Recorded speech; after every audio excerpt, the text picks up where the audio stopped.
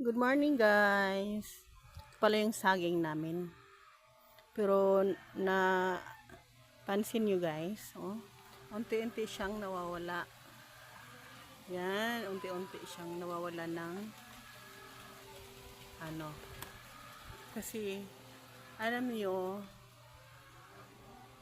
na ano siya, nahihinog lang siya sa puno. Kung alin ang mahinog, yun ang kinukuha namin, yun ang kakainin namin. Kaya hindi siya sayang. Araw-araw siya pwede kainin kasi hindi siya sabay-sabay nahinog. Ito tulad nito, oh. Yan. Ito hinog na to siya. Yan. Yan. Hinog na siya. Lambot na siya. Yan, ito na siya guys, oh. Yan, hinog.